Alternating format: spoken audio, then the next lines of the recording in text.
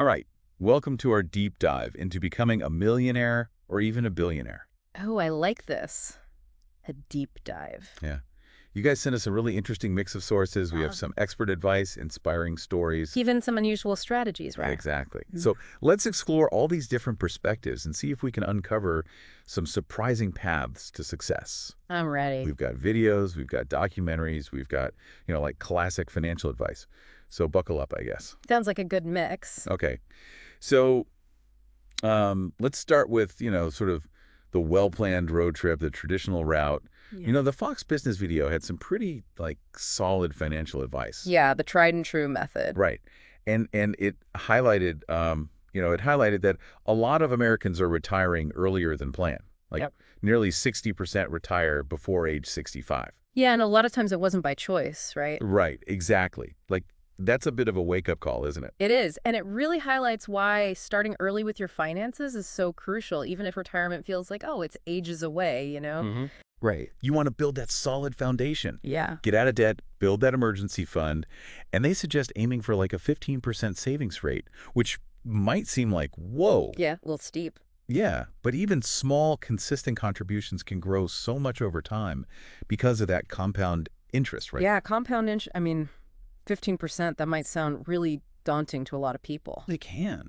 But even just starting small and then gradually increasing those contributions can make a big difference over time. Definitely. Consistency is key. It's like that story Maria Bartiromo shared about her mom encouraging her to be a saver. Oh, yeah. I bet you we all have like those memories of collecting change in a jar as a kid. Totally. Those early experiences shape our relationship with money, right? Yeah, totally. And they stick with us. Yeah. And, it's like that snowball effect. You start early, even small amounts, big gains over time. Yeah. Okay, so that's like that traditional route. But what about those hidden treasure paths, the ones that seem almost accidental? Like a stroke of luck. Yeah. The Carl Nilo video told Bill Gates' story. It's pretty incredible, this guy. He became a billionaire at 21. Whoa. And what's interesting is, it wasn't even about the money for him initially. Right. It was just his, passion for software. That's wild. I mean, that really challenges that idea that you need to be obsessed with money to become wealthy, right? Yeah. It's like he gave himself permission to just focus on what he was passionate about, and then the wealth just followed because of his, dedication. Yeah. It's inspiring for anybody who's, pursuing a passion project or, Totally. sometimes success comes from focusing on what you genuinely love and not just chasing a paycheck. Yeah. And then there's Hannah's story in the Darman video. Hmm. Talk about a wild ride. Oh, yeah. Betrayal, losing her company. Right. And then she uses those setbacks to become even more successful. Come on. It's the ultimate, revenge story. The best kind. Yeah, her story really shows the power of resilience, right? Turning those negative experiences into, fuel. Exactly. Yeah. It's a great example of, bouncing back from those tough situations. Yeah, okay. So we have the traditional financial advice, then we've got these unexpected success stories. Mm. But what about those of us who aren't, tech geniuses or destined for viral revenge stories? Right. Where do we fit in? Anthony Vicino's video, How I Became a Millionaire on Low Income, it felt more down to earth.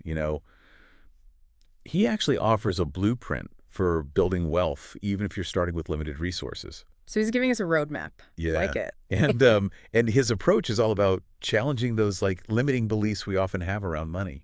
Like we're not worthy or something. Yeah. Okay. And he encourages us to kind of shift our perspective and embrace more empowering beliefs. Like seeing money as a tool we can use to create positive change. Yeah. I like that.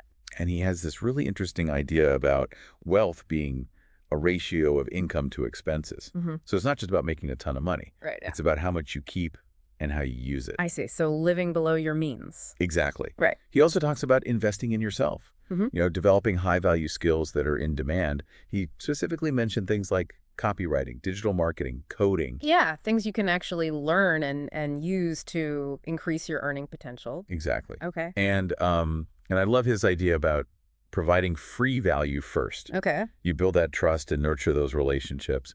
And then potentially those relationships turn into paying clients down the road. So it's like a long game. Yeah, it's a long game. Mm. But it seems like a really solid way to build like a sustainable business. It's not just about that quick sale. It's about building something that lasts. Yeah. All right. So we've got like the cautious saver, the passionate techie, the strategic self-made millionaire. But then we jump to Naveen Jain in the How to Be a Billionaire documentary. Okay. And this guy has plans to mine the moon. Whoa, that took a turn. Mine the moon. Yeah, talk about a grand vision, right? That's next level. He's thinking on a completely different scale. He embodies that like go big or go home mentality. Okay. He doesn't just want to see problems. He wants to solve them in like a huge way. He's a big thinker. Yeah, and he's not just talking about it. Like he's actively working on his goals with Moon Express, trying to make this moon mining dream a reality. Wow. Okay, so he's actually putting in the work. His belief that entrepreneurs hate risk and only play games they can win. Oh, interesting. I mean, launching a lunar mining operation seems like the biggest risk imaginable. That's a pretty big gamble. So how does he explain that? It's fascinating how he like views risk. He doesn't avoid it. Right. He manages it. He carefully plans his moves, building the right team and gathering the resources that he needs to like maximize his chances of success. So it's calculated risk taking. Exactly. Yeah. Not just throwing caution to the wind. And he's passing those values down to his kids. They're already involved in entrepreneurship and philanthropy. Oh, wow. It's like ambition and this desire to make a difference are like core parts of their family culture. So it's like nature and nurture, it all plays a role. That's fascinating. Yeah, but let's be real. Okay. Not everyone wants to be a trillionaire, Sure. Some of us might be looking for like a more grounded approach. Yeah. What about those of us who just want to, build a comfortable nest egg for retirement? That I will teach you to be rich. Yeah. Videos seem to have a more like realistic and data-driven approach to investing. Okay, so a little bit more down to earth. Yeah. Yeah, that video really emphasized the power of time and compound interest. Average market returns, the importance of minimizing those fees so you can really maximize what you get out of your investments. It's a great reminder that, slow and steady wins the race when it comes to investing. Definitely. You don't need to chase those like flashy, high-risk schemes. Oh, those get-rich-quick schemes. Yeah. They're not for me. And this approach just feels like so much more grounded and practical for like long-term growth. I mean, it's good to see you thinking critically about those investment promises. Yeah. That skepticism, it'll serve you well. Okay. So before we move on. Okay. We've covered a lot. Yeah. Traditional savings advice, moon mining. Comeback stories. A blueprint for building wealth. It's like a buffet of options. It is, and I think that's the key takeaway so far. There isn't one right way to become a millionaire or a billionaire. Right. It depends on you. Yeah. Your goals. Yeah. Your skills. Your risk tolerance. It's about understanding yourself and then charting that path that aligns with your own definition of success. Exactly. All right, so we'll be back in a few minutes to dive into the next part of our exploration. But before we do, what resonated with you most so far? Ooh, good question. Did anything surprise you or maybe challenge your assumptions about building wealth? Yeah, think about those questions as we take a quick break. It's interesting how all these different paths to wealth really challenge like what we usually think about achieving financial success. Like we often hear about hard work, determination, but these stories also highlight passion, resilience, even like a bit of luck. Yeah, totally. I mean, who would have thought a childhood love for coding could lead to becoming like one of the world's richest people? Right. Or that like, a really tough breakup and getting fired could be the catalyst for building a multi-million-dollar business. It seems like sometimes the most unexpected twists and turns lead to the biggest rewards. Yeah. And those unexpected turns, they're a good reminder that, maybe we shouldn't be afraid to embrace a little uncertainty. Consider those less conventional paths. Right.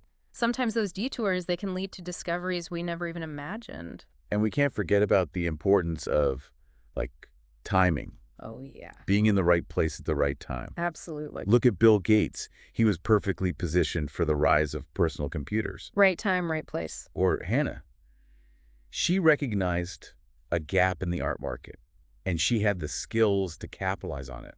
It's like they were prepared for those moments, and then they had the courage to just seize the opportunity. Yeah, it's definitely that combination of Preparation, meeting opportunity, they were ready with the skills, with the drive to really make the most of those moments when they came along. Okay, so we've got passion,